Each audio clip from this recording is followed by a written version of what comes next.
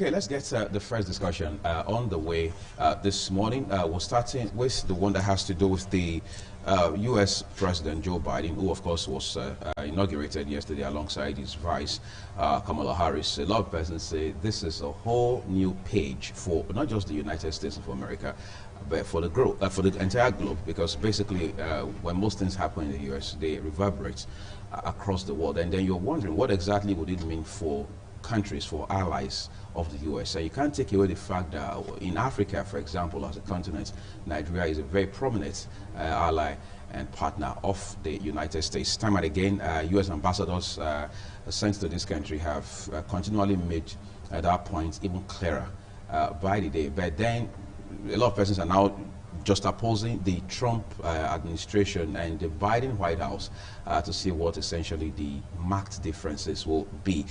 Going forward, we want to have that conversation on the program this morning, and then we'll kick the second one in distant time. In between, we will take calls just to give you that opportunity for you to lend your voice and weigh in on the conversations we're having this morning on the program. Let me introduce my guest from my immediate left, Reverend Olu Martins, is a political analyst. Thank you for coming to join us this morning. Thank you. I'm almost saying happy Amatam because the weather is extra high. Incidentally, it started yesterday afternoon, at least where I live. Yeah. It's a good one because where electricity, the national grid fails, nature kicks in.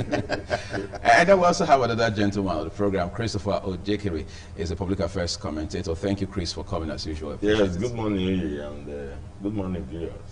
Okay, gentlemen, I'm sure we all watched yesterday, or at least we all now know that there's a new government in place in the U.S. A guest on our program yesterday, one of the guests actually said it's a universal sigh of relief because he feels that for the first time, all of the eccentric manifestations that we've seen the last 4 years would at least be minimized to a very large extent, at least for the next 4 years, given the fact that between Trump and Biden, there's so much difference as far as temperaments are concerned. I want us to begin the conversation from there, Chris.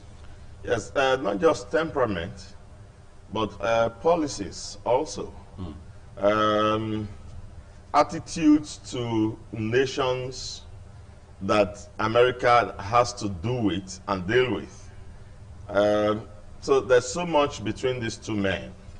Political culture and all of that.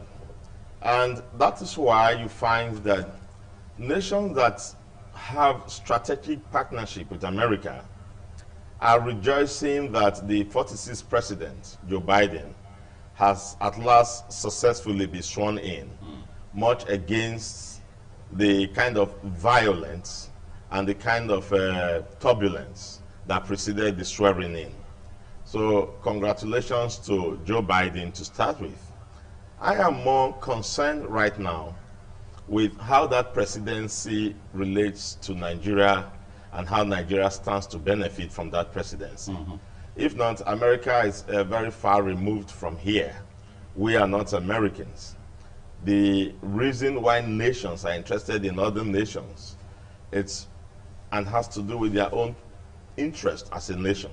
Right. How does the stability in America and how does the political progress in America affect your own nation? If not, you are going to turn it to the premiership thing that we have in Nigeria, where you have more supporters in Nigeria for the various clubs in Europe than you have in Europe itself, and it's not producing anything, with respect to the development of our football. So first, we have a more calm-tempered president in the United States of America who has demonstrated that he is a non-racist. I think we have enough evidence now to begin to classify Biden as a non-racist.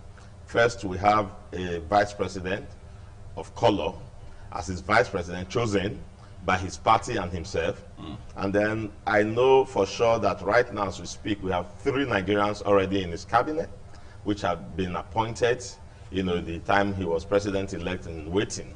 We already have 3 of them there, and that's kudos to Nigeria as, a strategic, partner in the African sub-region. So also, we have a president who has said that one of his missions is to ensure that he heals the much damage that Donald Trump has done to polarize America from all his friends and neighbors across the world. And we are hoping and believing he actually has little choice, you know, in pursuing that agenda, because it is to the good of everyone. So it's mutual benefit to both America and Nigeria and other strategic partners of the U.S. that Biden is more reconciliatory and more, you know, friendly as against Trump's isolationist policy of American first. American first as a policy wouldn't have been so evil if not that there's this racial element where Trump himself, you know, happened not to have been able to overcome his racist sentiment and then had driven it to extremism. If not, it was supposed to be a patriotic call and a patriotic mobilization. You know, I am looking forward to when a Nigerian president will start to talk of Nigerian first. We are too dependent, for all I know, you know, on ideas from the World Bank, ideas from the United Nations. We seem to run on our country at the whims and caprices of whatever international agencies and organizations say. So we actually need a moderate Trump here, a benevolent Trump, if you like, who will think of Nigeria first and begin to think of Nigerian policies. Without ethnic sentiments, without religious bigotry, for example. Yeah, without bigotry, without ethnic sentiment. That's why I say a benevolent Trump. Now, and that's what I think we should begin to look at now. I am hoping that Nigeria will capitalize on this moment.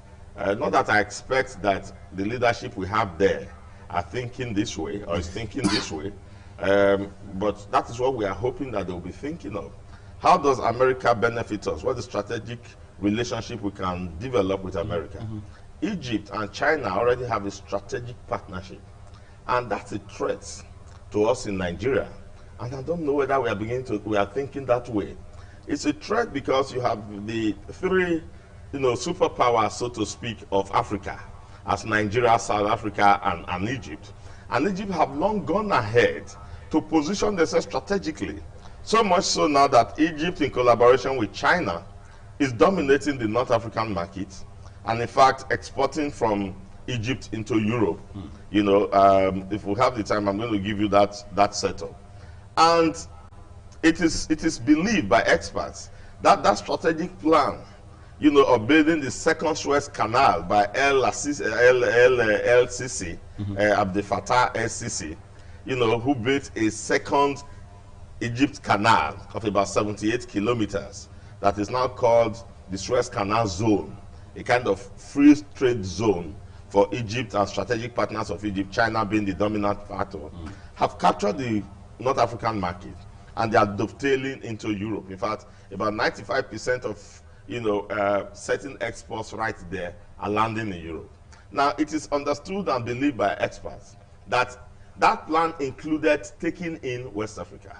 Now, the implication of all the things I'm trying to say is that if Egypt becomes a manufacturing hub and an industrial hub in Africa, you know, backed by China, then that is going to forever cripple any attempt in Nigeria to manufacture, because it's going to be so easy to export from Egypt. In fact, China has built what we may refer to as, they call it the road and belt, you know, agenda, from China down to Egypt, you know, and then built a train structure along what we call the old Silk Road down into Europe. And around the Suez Canal is where all of this is taking place. As I speak to you now, the Tether Group of China has about 68 manufacturing concerns in about 7 by 7 plots of land inside that second Suez Canal, where about 1 million people are employed, and massive manufacturing is going on. And those manufactured products are tagged made in Egypt. You have a fiber optic company that is manufactured, that has opened a $250 million manufacturing concern of fiber optic in the same zone. You have another contract signed with the Chinese government and Egypt to develop what they call the New Cairo, that will be building an airport that is larger than Heathrow and developing their port and power, you know, concerns all around the second Suez Canal, right here in Egypt, our neighbors. On the soil of Africa? Yes, on the soil of Africa. So that very soon you are going to have people, instead of going to China to buy products, will soon be going to Egypt to buy products. I think it's the Sahara Desert that has kept them, why they have not been able to extend that train line down to Nigeria.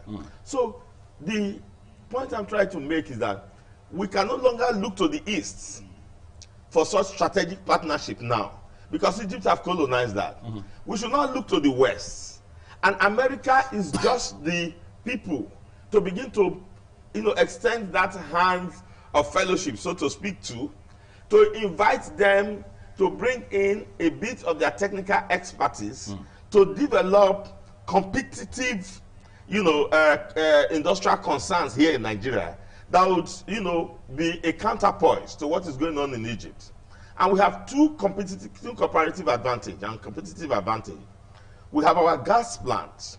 We've been talking about the Nigerian and West Africa gas, network for the past 30 years. Nothing has been done about it. Now, we have the highest reserve of gas in the whole world. We can get the American expertise and develop that gas network across the whole region of the subcontinent, West Africa. We have steel in the massive Ajaokuta steel industry. We can begin massive industrialization using that steel, using our gas to power our industry. We can begin a massive industrialization that will be a counterpoise to Egypt, and then build, by so doing, a strategic partnership with Biden. As I said, he already has 3 Nigerians there in his cabinet. So it shows you, if I understand the language of diplomacy, his body language towards his willingness to work with this strategic partner in the subcontinent. Of course, all the information I've given you here will be at the tip of his finger. Of course. You already have information about all that. So Africa, Nigeria has a huge market. Nigeria is strategically positioned to be, the leaders in Africa. So it will just be in the interest of America and Nigeria especially to have that strategic relationship. So I think that is what should be exciting us here. Okay. All the hula baloo about Trump and his attitude and all of that, we thank God it's over. But going forward, what is going to be Nigeria's excitement in having Joe Biden in place? So let me turn to Olu Martins now. Now we're talking about what Nigeria could stand to benefit on account of Joe Biden being at the helms of the White House right now. But it turns out that most people who look at the U.S., especially where it has to do with the U.S.-Nigeria relations, they always want to look at 2 things. One, they say America has its eye on our oil. And then 2, they say they want to get the best of our brains from here, whether it's in medicine, it's in the sciences, in whatever it is. I mean, critical sectors, for example. Does Nigeria ever benefit anything, for example? Because a lot of persons seem to think it's only exploitative to the advantage of the United States. Yes, thank you very much. And let me also, thank ITV for always trailblazing these very topical issues. As a motivational speaker, I'm tempted to say that, after the turmoil, peace, you will have a moment of peace, just for people who are going through challenges. After a very turbulent Donald Trump, you are going to have a more reticent and organized. That's how life is anyway. Right. After the darkness, after the storm, there is always going to come a calm. It's just a matter of when that would happen. What is going to happen, of course. So, because I'm a behavioral scientist, I'm a little bit particular, because I hear Chris saying that he doesn't know whether our leaders are thinking that way. And I'm wanting to ask, are our leaders thinking at all? For you to see whether they are thinking in a particular direction, because it doesn't look like our leaders are thinking, at all, because they are very, very basic things that are not rocket science. For instance, to generate 1,000 megawatts of electricity, there's no big deal about it. It's binary, 0, 1, 0, 1. And smaller nations, are doing. So whether they're thinking at all. But you see, I'm also concerned about how the Donald Trump behavior has reflected on not just global leaders, but also on young people who are aspiring to be leaders. I'm bothered about it, all right? Because people think that throwing tantrums, do not forget that in this state, and without wanting to be political, we had a very turbulent leader in this state, all right? And the era of go and die, the era of thuggery. So after, and then everybody in that administration began to behave like that leader. So it naturally rubs off. That's the presidential system of government. It's so influential that the people begin to behave like their leader, especially in Nigeria, where the leader, the governor, the president has the yam, has the knife, has the kerosene, and the whole thing of it. They behave like that. And then you saw people who were, behaving just like him. Soon afterwards, we have, another governor who is more reticent.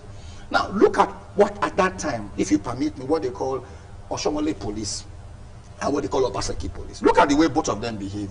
Clearly, because of the behavior of both leaders, some of the one tends to be, combative, one tends to be, attacking, while the other one tends to be more organized. That's why it is important. A leader, a good leader, a bad leader is worse than epidemic.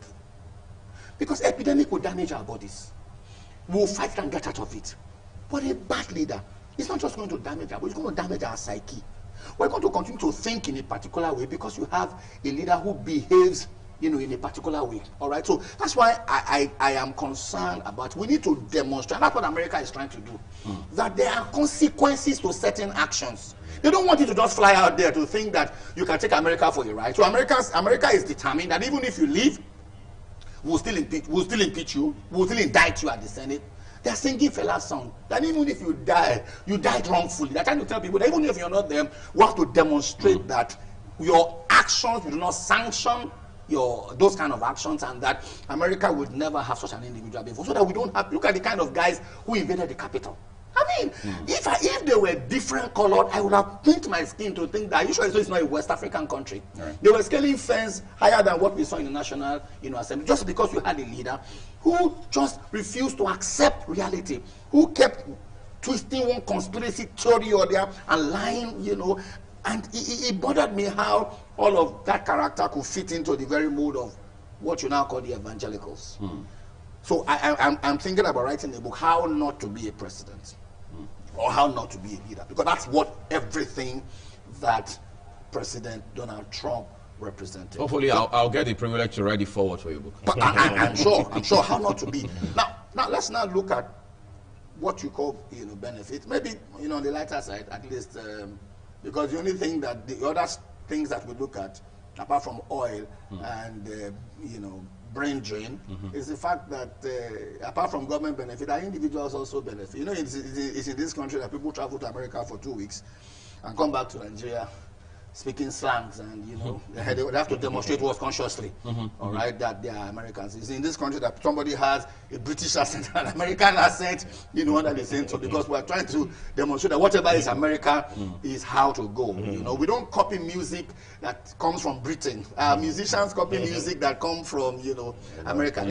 They tie the bandana. So that's really the overreaching influence of America, not just in trade but also in culture and in behavioral pattern. People have argued, for instance, because I know Nigeria tried to push the issue of gay, and people are arguing to say, okay, how did America convince us that polygamy is horrible and that gay is acceptable? You see the influence of America. Now let's now talk about the core issues. Let's first of all talk about Nigeria poaching on our talents, and it's just a natural thing, all right?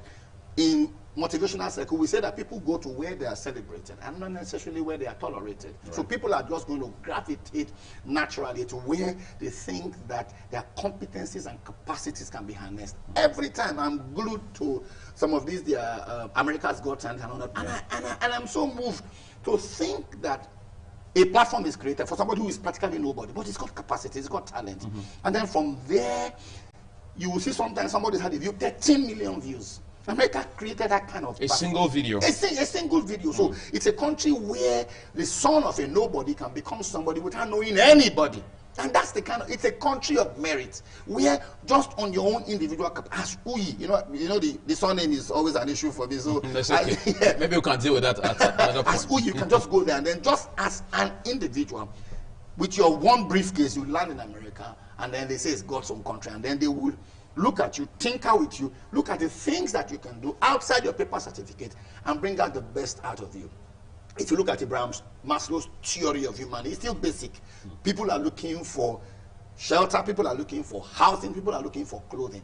But if you look at the inverted pyramid, Abraham Maslow's inverted pyramid, people are now begin to look for acceptance. That's why people will stay in the West Zone or in the East Coast where people are shooting guns and they feel safe there because they are known there. So people have come to realize that the quest for validation is almost more, or if not as important as wanting to feed. Right. People want to be recognized. People want to be celebrated. People want to be known.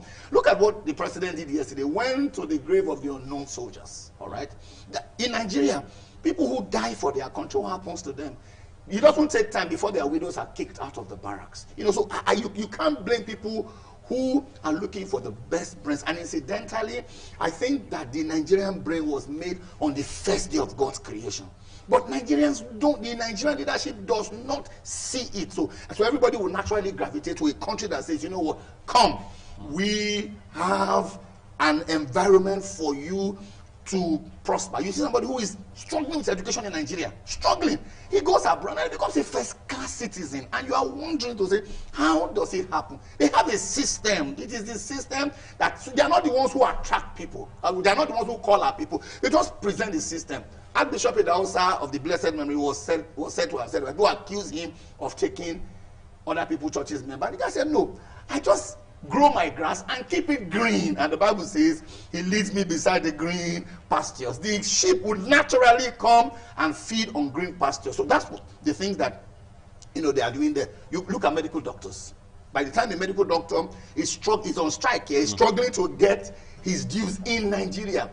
He reads on paper, and a country like Canada or America is looking for a medical doctor whom they would pay as much as $100,000 to $150,000 US per annum, and even educate you, and then give you a life that is hassle-free. Hassle-free. My younger brother has been around those shores for like 3-4 years. He's already got his citizenship because of the level, the training he has in computer. And the guy says, look, he doesn't say how he will come back to this country. Do you blame me? There's nobody who doesn't want a less turbulent life like we offer in Nigeria. And then the issue of oil. I don't know if the world is talking about oil now. Unfortunately, that is still a mainstay in this country. Even America is planning, is already putting things in place. Tesla, from now till 2025, all the Tesla cars have been bought. So there's none that's available. Pre-ordered. Yeah, pre-ordered. So the world is going green. Meanwhile, we are thinking about how to continue to run our economy, you know, with oil. And then the world is shifting, you know, away from there. So I agree with all of the analysis of Chris. Perhaps if he campaigns for president, I may even vote him. The only challenge is that the things that he is saying are far too lofty, are far too complex for the level of simplistic leaders that we have today. The world is a global market, and if you do if you do comparative market analysis, if you are an investor, for instance, you're not going to put your money in a country that is having some level of political crisis because you want your investment to be safe. That's the way the market. So when people say, oh, have you done your SWOT analysis? Have you done this? They're looking for where their investment will be safe. So if you look at America, for instance, all of them, even if they are oil investments, people are now beginning to say, okay, how do we get oil from less turbulent countries than Nigeria, you know, has the crisis that Nigeria has. So in the final analysis, you don't blame an intelligent country like America.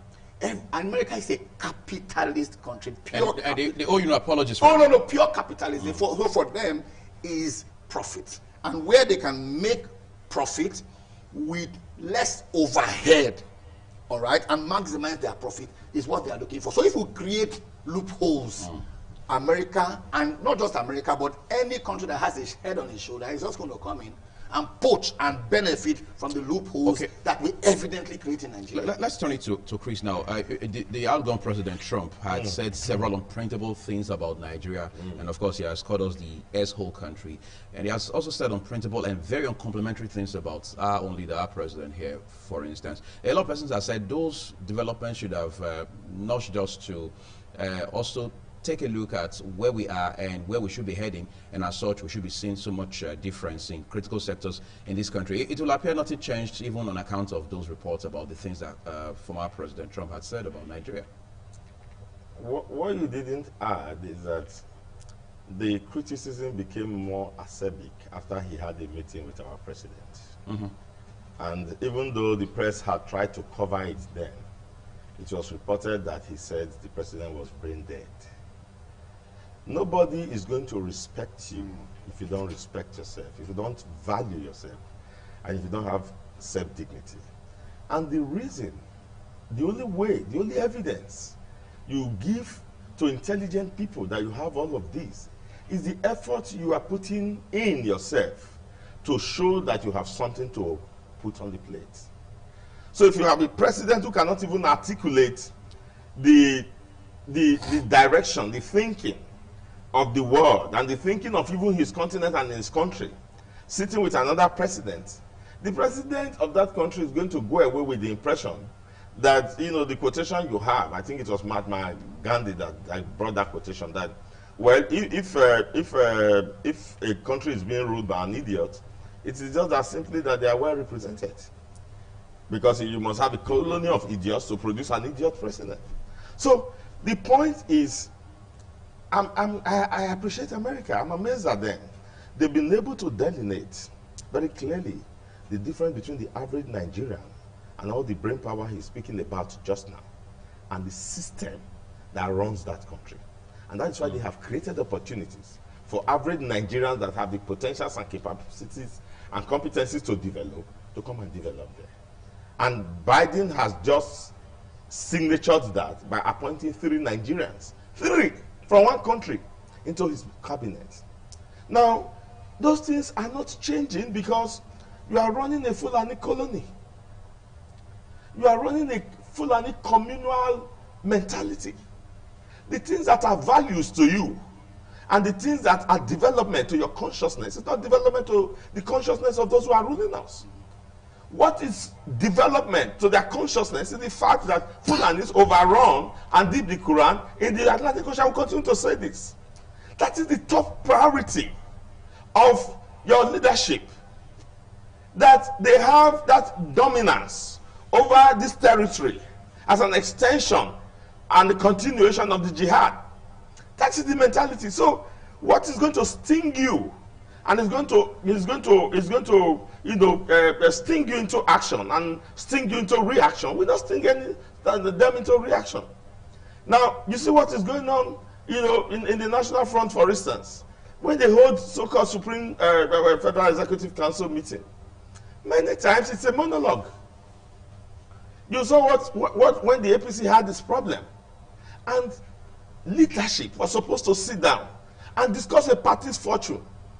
What did we have? We have a president who came in with a communique and read it to them, and the communique became immediately substituted the constitution of the APC and became, up to today, the APC is operating on that communique. The constitution of APC is suspended as far as I'm concerned, as long as that communique is the substituting document upon which APC's national leadership or whatever leadership is existing.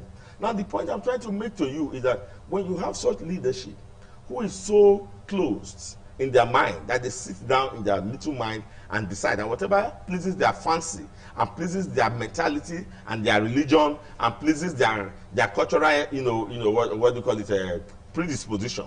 And the moment this is them, where our president is almost as powerful as the president of America, if by our constitution, it's not more powerful. Mm-hmm. So that if you have that kind of concentric leadership, where almost everything that runs in the component state, in fact, issues from there, you are just tied down.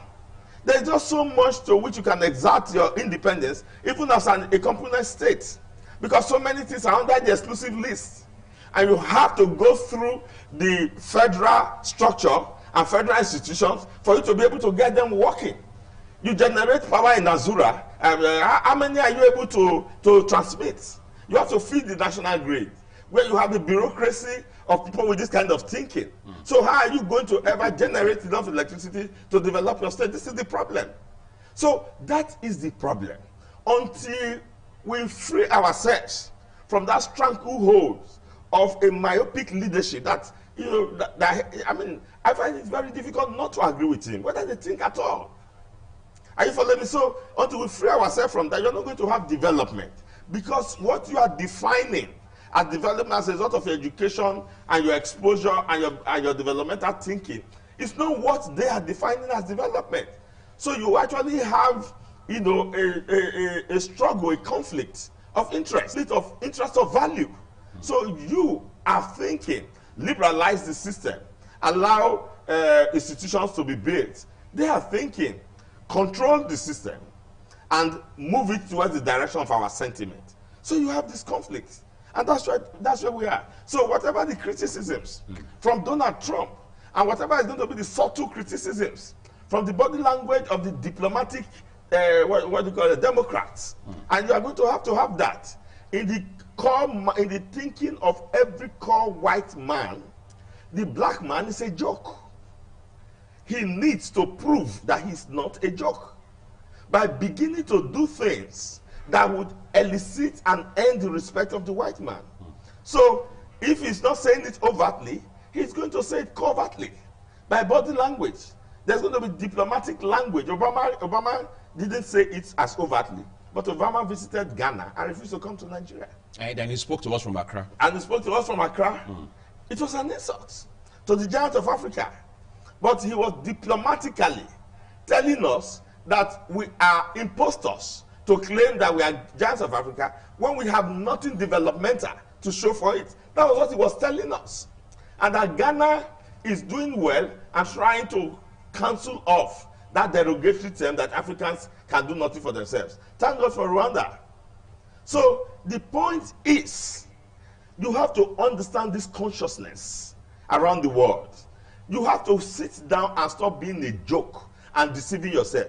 I have discovered in this country that what we call development is well-written policy papers. Once it is well-written and delivered, you see our leader feel this smug sense of satisfaction. As if you get a brain from the university to write a good policy paper for you, it means implementation and it means sustainability. That is what we call development. They just look for one clever man and say, write it. He writes it, they read it, and they feel very smug about it. They bring the cameras, and they feel very smug about it. There is no implementation. There is no execution. So that's what we call development. Once they have done that, then they cover up all the tracks. And anybody that speaks contrary, they clamp down on him and say he's trying to overheat the policy. He's not cooperating. He's not doing this. He's not doing that. Because they don't understand what is development. They believe we should just, paddy thing. Let's just cover up all the things, keep pretending until we are going to have an implosion. Let's talk about pretense, Yes. for example. There's something, Olu Martins, that Joe Biden never pretended about from day one, because he had also said categorically he was going to reverse several of the major policies that Mr. Trump had rolled out while he was at the White House. Just yesterday, for example, we understand he had already started by signing a slew of executive orders to that effect. We understand, again, you have a whole lot more to come. Some of these policies affect Nigeria directly as a country, and then, of course, as a business community. Visa policies in particular, for example. One time we had what they call the drop box, which means if you had a visa that had been issued to you, maybe it expired, in a bid to renew, you could just drop off your passport for a renewal, without necessarily having to show up physically. But all of those policies changed while Trump was there. Let's not even talk about the ban on Muslim countries, for example. How much of work do you see Mr. Biden having to do along these lines as far as policies are concerned? I think that President Joe Biden has inherited a mess. And that's scary, isn't it? Because you have COVID-19 on the one hand ravaging America. I don't know what the count is, because I'm told that an American dies every 7 minutes. And I'm sure that we've done over 7 minutes here, so I don't know what the count is. But America has hit the historical 400,000 deaths. And counting. From one ailment. Not from heart attack, not from cancer, not from natural deaths, not from heartbreak, the ones that died because their girlfriend broke their heart, not from emotional, just that one. So you can imagine Now, of course, the man wants to sign an executive order to stop the building of the Mexico Wall. Yeah. And a plethora of them. Because what was Trump doing? Trump was being the typical white man. And like he said, typical white man. Amazingly, is that Trump still has a large chain of people who fanaticize him, if there's any such word, who idolize him. You saw when he was getting to the Air Force One yesterday. Right. Or when he was getting down the Marine One. The Marine One, yeah. And then made his speech getting to the Air Force. And you see people who were chanting over. That's because Trump is the typical white supremacist. That's who he is. That's why the things that he does is resonating with a couple of nations. All right. So I mean, it's with a couple of people. So President Joe Biden, first of all, must cleanse the Huggian table.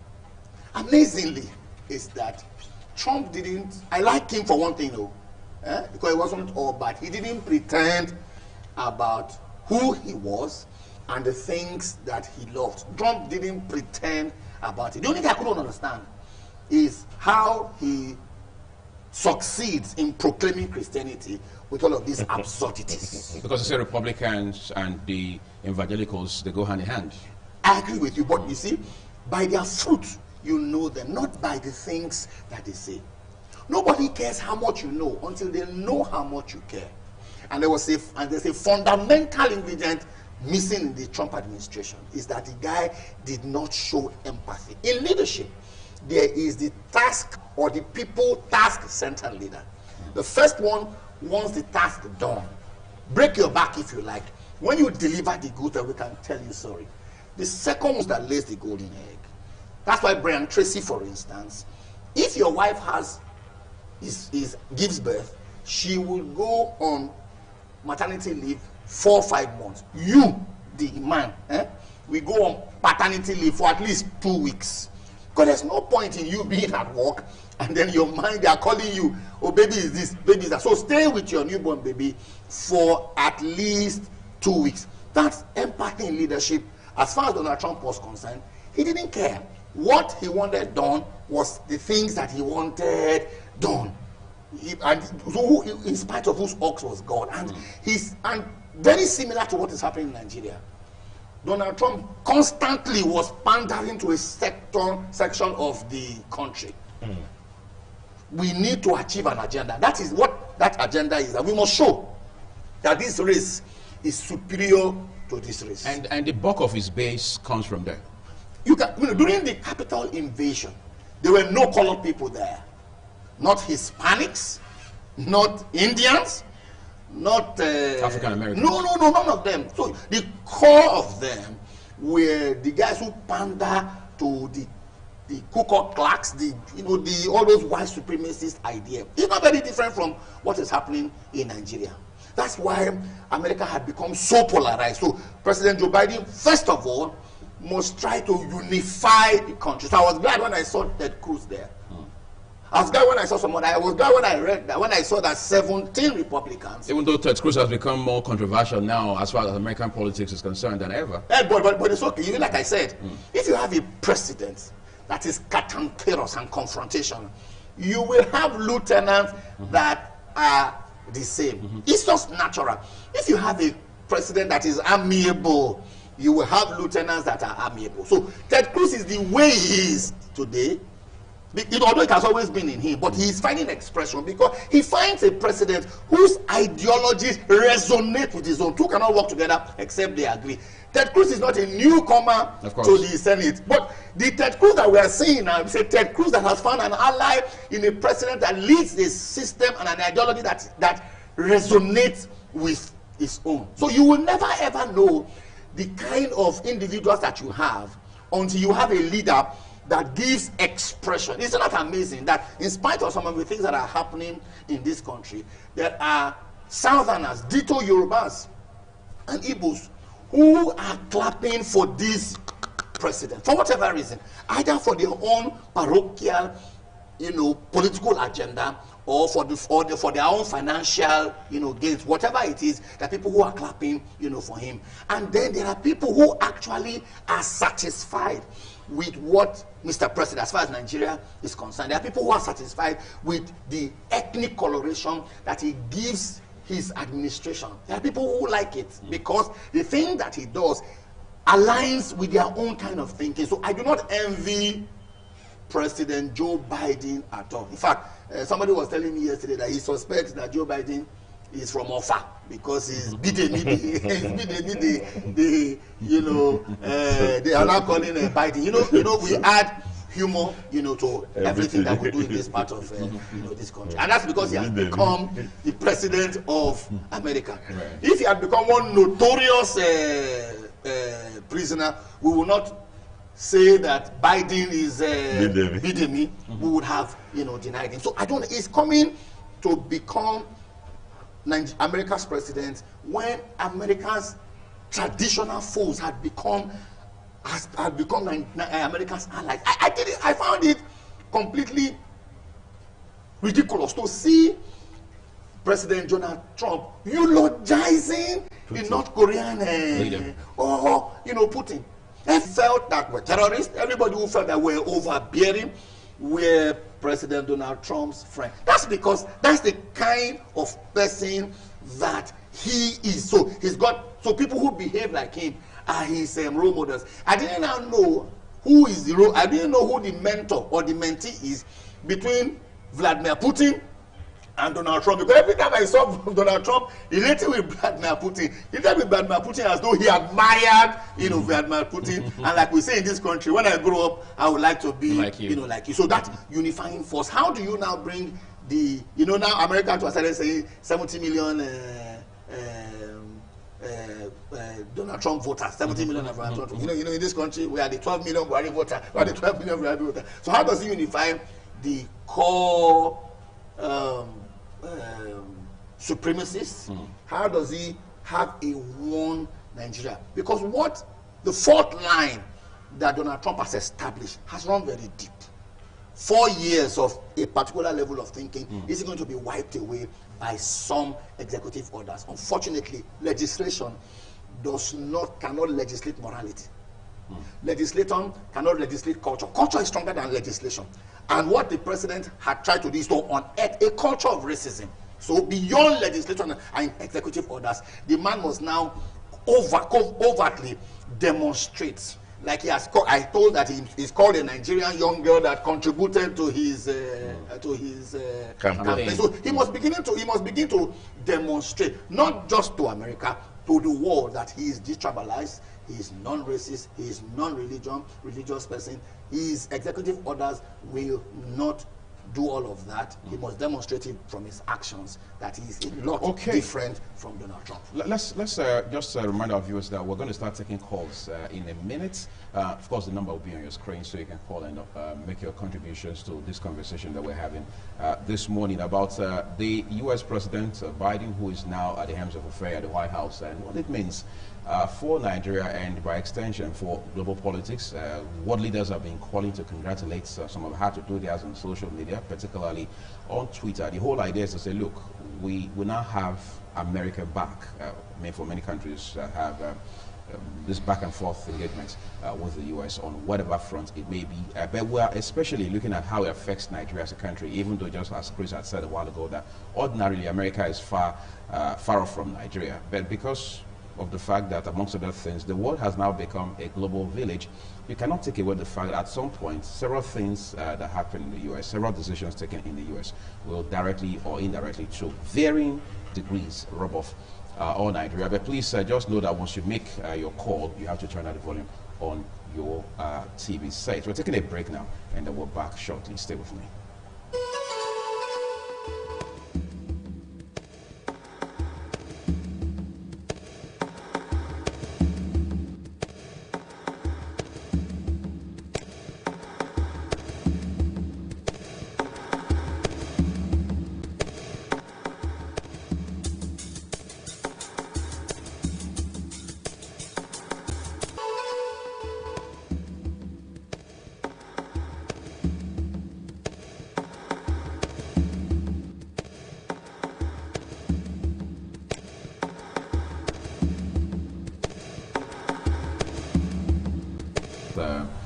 vice president of the U.S. I mean, under Biden, what the relationship will be like. Remember that at the point, Rex Tillerson, one time, as it would be called now, former Secretary of State of the U.S. under Trump, was fired via Twitter while he was visiting the president here in Abuja. That, again, has not been erased from the minds of people across the world, especially in Nigeria. There are people who have said, look, that was the most embarrassing moment as far as the relations between America and Nigeria are concerned, to not just Nigeria as a country, but to the president, because the president, Muhammadu Buhari, was the chief host of Rex Tillerson, who, of course, was essentially representing America. It was as good as the U.S. president was Nigeria. But the gentleman got to see his sack letter, quote unquote, on Twitter. Of course, Donald Trump is called the Twitter president, even though, however, that is not to be anymore because he has officially been suspended. I mean, he's been taken off Twitter altogether. We hear that he has also been taken off several other platforms. But Chris, I want to talk to you about how that, even though we operate or we run the same presidential system of government the way it is done in the U.S., there's something striking that was said by one of the dignitaries at the inauguration yesterday, that, look, in a typical presidential system of government, should be more powerful, ideally, than the executive. I mean, whatever it is the executive. And people have said that over time has the legislature to the background. How do we get the National Assembly, as we know it in Nigeria, back into the scheme of things in such a way that we can have a more robust, vibrant, forward-looking, results, goal-oriented National Assembly? It will not be fair to isolate the National Assembly and heap all the blame on them. But I'm afraid they have to take much of the blame. I think there's a historical perspective. Perhaps the National Assembly themselves are not even aware that it's a consciousness thing, became a colony. Our assembly have been more or less formed by the executive, either directly, as happened in 1861, or by political manipulation and twisting, as happens in modern times.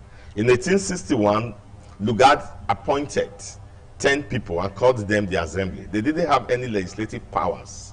They couldn't make laws. And among those 10 people, only 2 were Nigerians. When later in 1900, we had the protectorates, the Southern and Northern Protectorate, they increased to 36. In those 36, we had 6 Nigerians. They were also appointed. They also didn't have powers to make laws, yet they called them the legislature. So they were figureheads? Yes.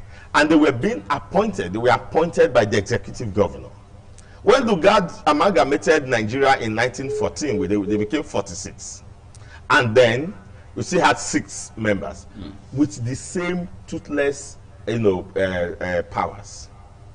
So the consciousness started from there, that the executive government was the only government that the nation should recognize and understand as government. By the time we came to the First Republic, beginning of the Fourth Republic, in 1999, we had somebody who had come from the constituency of command and control as president, the president of Olusegun Obasanjo, who is from this tradition I have just described, where you appoint for and you tell what to do. The Nigerian elite who fought for democracy, from the civil societies and from the elite group, haven't won the independence for democracy, so to speak, in 1999, receded back into the barrack, into their academic, university classrooms. The civil rights activists receded back to their civil activism and left the space for, I'm very careful about the word I use. And so you had a president who was coming for the second time as head of state. He was first head of state military. I need to bump into you so we can take a quick call now. Hello, good morning. Hello, good morning. Yes, welcome to the program. Tell me your name and location. Yeah, thank you very much for picking my call. This is Pastor Newport. Okay, go ahead and make your point, sir. Thank you very much. The 2 people in the studio, they are very wonderful. And just get in place. And I'm You are wonderful for bringing these two people to this morning. Thank you. My heart is full of joy. Thank you. God will bless you. Okay, so let's keep those calls coming. Please just turn on the audio on your television set as you make the call. Hello, good morning. Good morning. Yeah, welcome to the program. Thank you very much. We're talking about Joe Biden and Trump. No, we're essentially talking about what Nigeria's under Joe Biden. I think the only thing we need to advise our leader, especially our president, I should come back to his senses. You can't say that on my show. You would have to apologize for that. I mean, if I left the call on long enough, for instance, please. This is not a platform to cast aspersion. You can't say that about a sitting president of our country. We said when you make your call, go straight to the point. Just talk. Speak to the issues. All right, we're looking at how Nigeria as a country, of course, Nigeria is a very prominent partner or ally of the U.S. as far as Africa is concerned, for example. So let's speak to those issues, not you calling out the president. All right, so please, let's be guarded. Hello, good morning. Okay, we lost that. Please just ensure you turn down the audio on your radio. I mean, a television set. That's one way to have a smooth conversation. Welcome to TMI. Hello. Yeah, welcome to the program.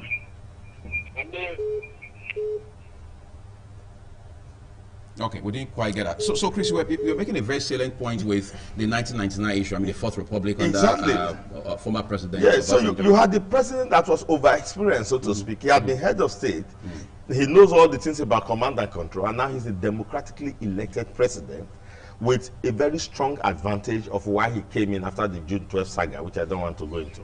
And then you had him presiding over the executive and over a legislative house that hardly knew their right from the left.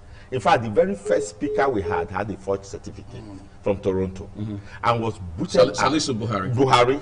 And when he was booted out, the legislature lost his credibility because he was the representative of the legislature as the speaker. And so if such man had been found to have infracted so much, it immediately casts aspersion on the legislature. As an institution? As an institution that now looks to the president, for credibility and for some form of legitimacy. So the president just took over and was producing Senate presidents like children. Evasewere Chupa Kadigbo, the one that became Ken Namani, Payasayin, Adolphus Wabara, all within the regime of a president, different Senate presidents. And so he wrote roughshod on our democracy and on that institution, which is supposed to be a separate arm of government. In fact, political scientists will tell you that the fulcrum of democracy is the legislature, because the legislature is representative of the entire country. The House of Rep is representative of constituencies within the country, and the Senate is representative of the states, the component parts of the country. So you have a full representation. In Nigeria's case, you have about 469 representation. So they are actually the people who are seen as the custodians of democracy, who should go there to make laws for national integration and national development. Now, they are to look at the dynamism in society, the various thought patterns in society, and unite them within the laws to be able to direct society towards, development. Incidentally, I need to take another call quickly now. Hello, good morning. Hello, good morning. Yes, welcome to the program. Hello, good morning. Yes, we can hear you all right. Welcome to the program. Can you hear me? Yes, very well. Yes, I'm calling from Benin. Go ahead, we can hear you. But you didn't tell me your name. Just go ahead and make a contribution. We don't need to emphasize much on the issue of I think the network of Biden on Nigeria. Okay. The truth remains that we are already benefiting already. In what ways are we benefiting already? The man has been there for less than 24 hours. I've been involved in American politics. Yeah. contributors. Okay, I think it was obviously making reference to time and again. I mean, the fact that he had appointed 3 Nigerians, even though somebody on one of our programs yesterday said, well, they cannot be said to categorically be Nigerians anymore now because some of them were born there, so they are now more American than they are Nigerian. Plus, he also said they were not appointed into the main cabinet; they were only appointed to work with him on certain fronts. That's because they don't understand how much of difference that makes. They don't understand. That's because they don't understand institutional working. You know, here we talk about the governor's aides. Yeah. So you have to be in his office and run like you have to share a bedroom with the governor. Before you are called. It's institution. You contribute to the chain of production within the White House. If not, you have no business being there. Right. And your office is respected, because you are appointed there for what you can contribute as a result of your competence and precedence in how you have functioned in such department, in cognate, you know, and your cognate experience. So they were appointed. They are called Biden's, you know, aides to the White House, and that's what they are. And they have not lost their Nigerian names anyway. It relates with Abeokuta. Still comes back. Yeah, it is. Your sons are your sons because of what they are likely to bring back home by way of contributing the ideas they have gained outside to development back at home, whether they are talking to their families or they are coming back home to help your government and so on and so forth. The former Minister of Health, what's her name? Kemi Adeosun. She came here to finance. Yeah. She was doing wonderfully. And I heard somebody on TV one day calling her a neophyte. I mean, the reforms and the pragmatic steps that woman put in place within the short time that is there, I've not seen it for all the years. The whistleblower policy, for instance, it was her idea and her brainchild. If it was allowed to continue, by now, even you, if you have stolen money from ITV, you would have been exposed. So maybe I should be glad that you did it. So we were saying, and I am saying that Obasanjo is an arm of government. That is the arm that is to produce and provide checks. It's not an antagonist. It's just to provide checks because of human excesses like Donald Trump that we have seen in what we call the most developed democracy in the world. We have seen somebody like Donald Trump. If you didn't have strong institutions that provided the check, America would be, by now as we speak, a way of confirming. You know, the Senate confirms appointees of the president. That's advisory. He's saying, we advise you, Mr. President, that this man fit for this office. Make good laws for the good governance of a nation. And that is why they must have a level of independence to operate. And that independence should be given to them not by the executive, but by the Nigerian people. And then, as I always say to people, nobody is going to make you slave without your consent. Right. If election into the legislative chamber is free of political manipulation from members of the executive, if those who want to go into the chamber understand and have in their mind that they want to be career legislators, that they are not going to be happy that after you have become a senator representing a third part of your state, a president appoints you to become a minister, an appointee in his government, and you live like Bala Usman, who is now the governor of Kaduna State. And I remember when Goodluck Jonathan appointed him, he said when they now went to ask him, he came from ANPP. They said now, you know, they asked him about the relationship between his party now and the PDP that have appointed him. He said, look, the only political party I know right now is Goodluck Jonathan. That is the mentality of our politicians. They subordinate their independence. An elective position. Subordinating is election and the mandate of the people to go and happily be an appointee that can be removed at the whims and caprice of the president. He didn't know at that time that by so doing, you are casting aspersion and reflection on the Senate. And you are saying to yourself that you don't even have any value for your institution. So your institution exists at the mercy of the executive. What you do rubs off on the others. So how do you gather the influence? And that influence that will now make the public to know, especially on the writing public like the Nigerian public, to know that your institution has its place in democracy and its function within the system to be respected and given the pride of place it deserves. When you begin to pander to the manipulations of members of the executive, they contribute and decide whether you go. In fact, Namba Gali, who had the courage to stand against Buhari, till today has never been able to win an election in the state. Against Buhari, against Obasanjo, yes, has not been able to win an election. It is with the cooperation. That's Gali Namba. Yes, Gali Namba.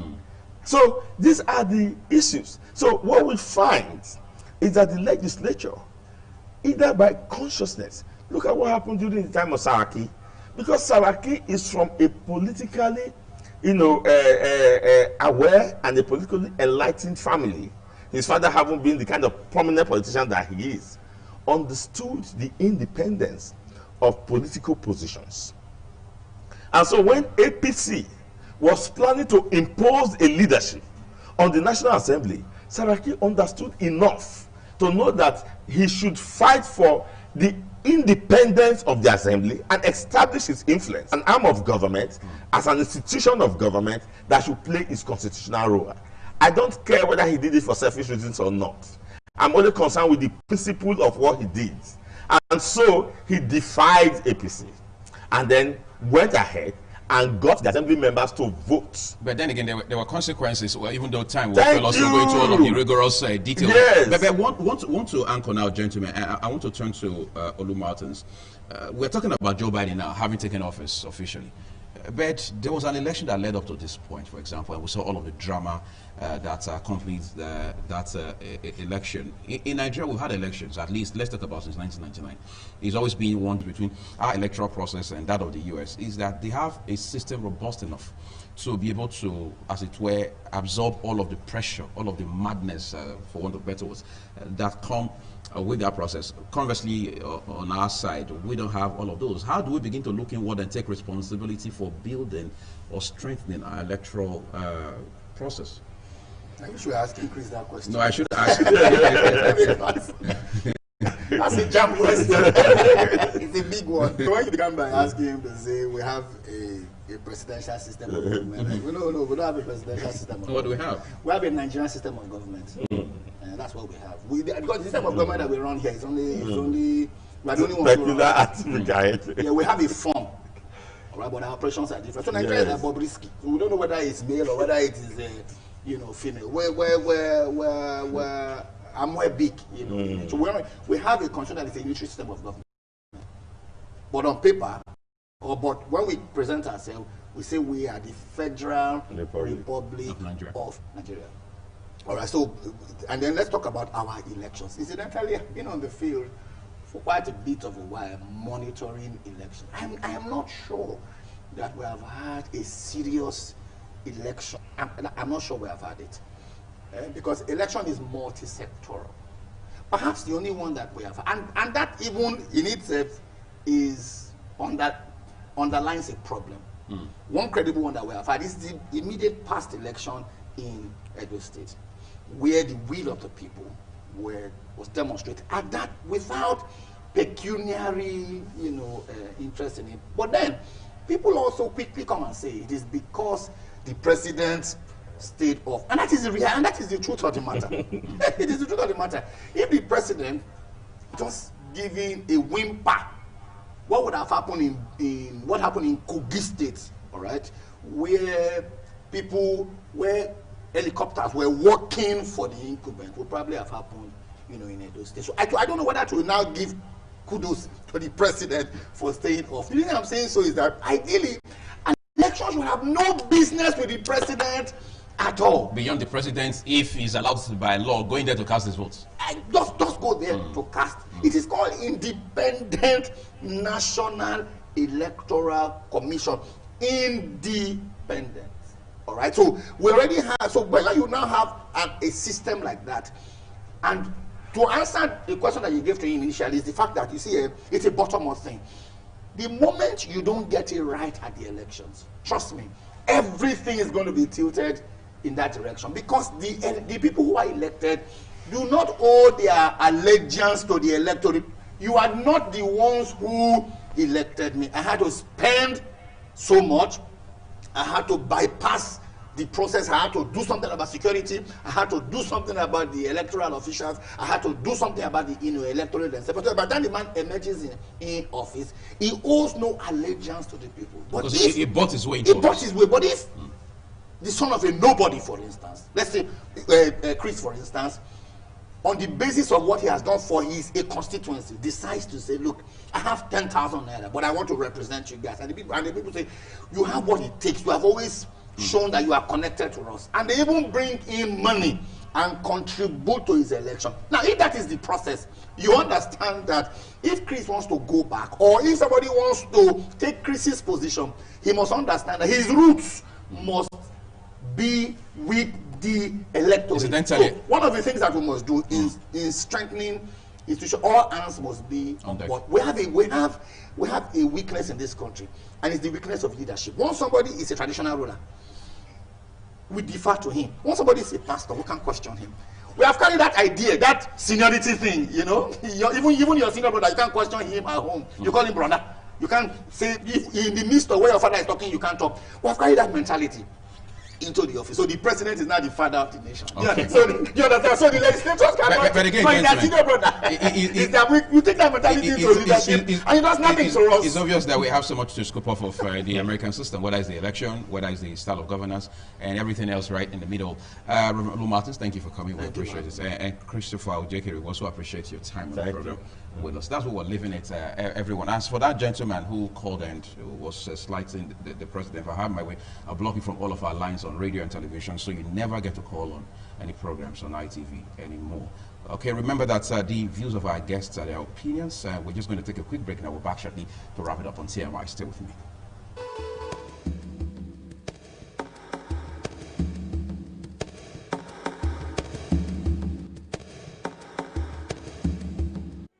The threat of global warming is real. You have seen the destruction of lives and property as a result of incessant flooding. Make the environment a conducive place for all to live in. Stop polluting the environment. Protect the environment today. This message is brought to you courtesy Independent Television and Radio. Richard didn't want to die, but he couldn't stop himself. The collision with the car didn't kill him, but he wasn't wearing a seatbelt, so he continued on his journey. When he hit the inside of the car, that didn't kill him either. But his internal organs carried on traveling until they hit his rib cage, and his lungs were punctured, and the main artery from his heart was torn. And that's what killed Richard.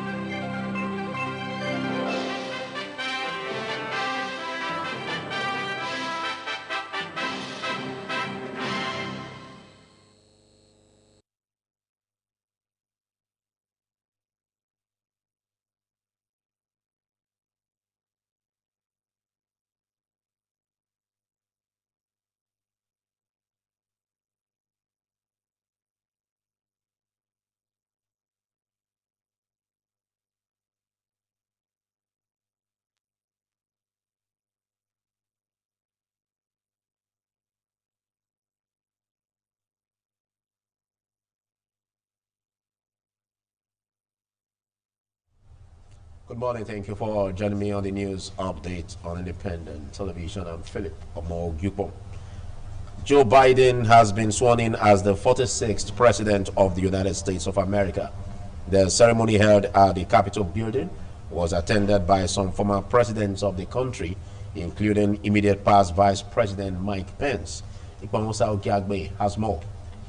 I, Joseph Robinette Biden. Joe Biden, subscribing to oath of office as 46th President of the United States of America, administered by Chief Justice Roberts. In his inaugural speech, President Joe Biden described America as a great nation and urged Americans to join hands with him in the task of uniting and not dividing America. He said his administration will channel most of its resources towards fighting all forms of terrorism globally. Today, on this January day, my whole soul is in this, bringing America together, uniting our people, uniting our nation. And I ask every American to join me in this cause.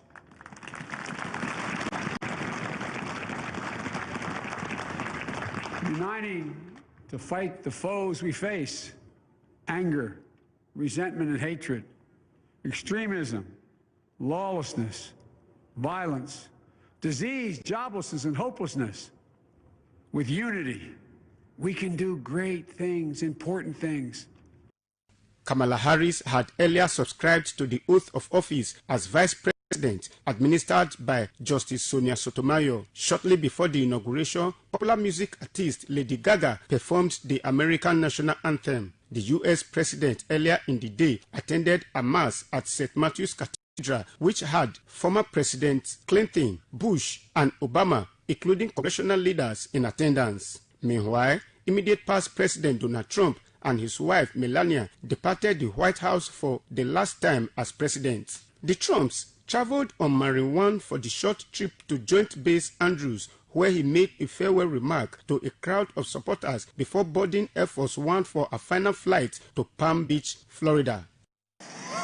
We created a new force called Space Force. That in itself would be a major achievement for a regular administration. We were not a regular administration. We took care of the vets. 91% approval rating. They've never had that before. The vets have given us, the VA, the vets have given us an approval rating like has never been before. The presidential helicopter did a brief lap around Washington, D.C., including over the Capitol, before heading towards the air base. Spokesman Jude Deary said the former U.S. President Donald Trump left a letter for his successor, Joe Biden, before leaving the White House. Ikmamusa Ugiagbe reporting. As Joe Biden assumed office as the 46th President of the United States, some Benin City residents have started making their expectations of the administration known. Ameze Obaisiagbon reports that the respondents were unanimous in their views that President Joe Biden and his vice, Kamala Harris, should ensure better international relations with other countries. Mr. Joe Biden was declared the winner of the U.S. presidential election on the 7th of November 2020 after securing the 270 Electoral College votes needed to become America's 46th president. As his administration commences duty, expectations are high from some Benin City residents who are hopeful that President Biden would create a friendly environment for foreigners who intend to migrate to the U.S. Even when Obama was the president and has African roots, we expected a better and more robust relationship. That didn't happen. This time, his vice, former vice, who was Joe Biden, is not the one taking over. We expect that, given the massive votes from the blacks for him, he should improve on that relationship by paying more attention to Africa and Nigeria. I expect that he should be a good president. He should give Nigerians great opportunities to enter, and the Nigerians that are there, you should embrace them. Joe Biden has promised to even visit Britain as soon as possible to cement the relationship of Brexit and the UK and USA. Before now, Trump tried to put barrier in religion, in races, some countries visa ban, but Biden has promised Africa and the diaspora will benefit from it. With Biden coming on board, it's going to be a kind of liberation for the Africans. You can imagine during Trump administration when he said that if your spouse is in America and your spouse is in Africa, you cannot join your spouse after marriage. This has hindered so many homes. It has caused troubles in marriages. But with Biden coming on board today, it's going to be a thing of joy for the Africans. Biden's first assignment by today's inauguration that 11 million people will be getting citizenship. The respondents also hoped for an all-inclusive government that will bring about the emergence of positive and quality policies that will be beneficial to the world at large. With Joe Biden's election as U.S. President, his vice, Kamala Harris, has now become the very first woman and first person of color to serve as the Vice President of the United States. Ameze Obaisiagbon reporting. The Federal Executive Council has approved an increase in the retirement age of teachers in the country. Minister of Education Adamu revealed this to journalists at the end of the first cabinet meeting for the year presided over by President Muhammadu Buhari. As ITV Status correspondent Igaruata reports, Council also approved the sum of 1.4 billion naira for the upgrading of electricity facilities at the Calabar Free Trade Zone area.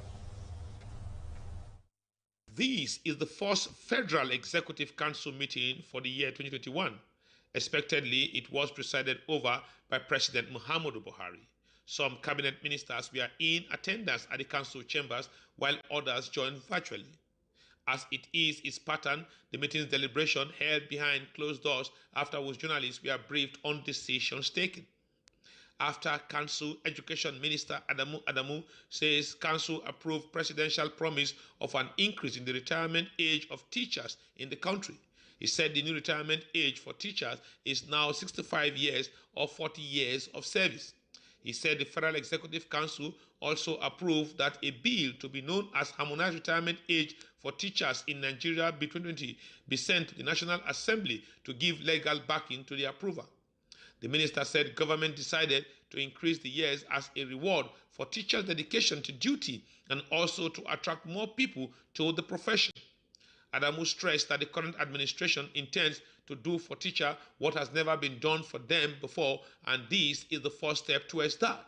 Hitherto, the retirement age for teachers in the country was 60 years, while years of service was pegged at 35. Harmonized retirement age for teachers in Nigeria Bill 2020 to be sent to the National Assembly for enactment into law, so that all the promises the President made, all the approvals that he had given me, would now begin to be put into effect, because this is the legal backing that is required for it. But the essence of the bill is seeking for approval so that there is legal backing for the new retirement age of 65 years for teachers. And then the service period being extended to 40 years for teachers.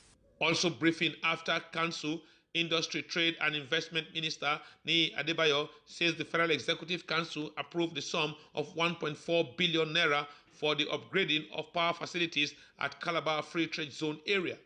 Okay, we brought a free trade zone area, and it was not completed, so we brought a memo, and Council approved the sum of 1,484,000 naira for the completion of the electrical upgrade of the Calabar Free Trade Zone area.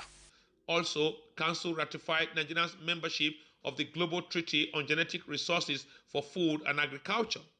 Agriculture and Rural Development Minister Sabo Nanono says this would enhance the capacity of agricultural scientists and agricultural production in the country.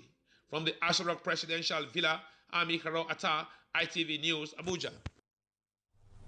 The Esama of Benin and Honorary Romanian Consul to Edo and Delta States of Nigeria, His Excellency Sir Chief Dr. Gabriel Osawa Igbenedion, has been extolled as a man who has made landmark contributions to the development of the country. The remark was made by the president of the Institute of Chartered Accountants of the call on the Esama of Benin in his Benin City residence. Pius Nsogo reports that ICAN president was accompanied on the visit by top executive and council members of ICAN. Dame Onome Joy Adewuyi arrived at the Garden of Eden residence of the Esama of Benin and was personally received by the Patriarch of the House of Igbenedion, Sir Chief Dr. Gabriel Osawa Igbenedion. In a remark, the ICAN president said the accounting body is aware of the countless philanthropic and humanitarian services of the Esama of Benin. Esama of Benin Chief Gabriel. Today we see it as a privilege to be standing before one of the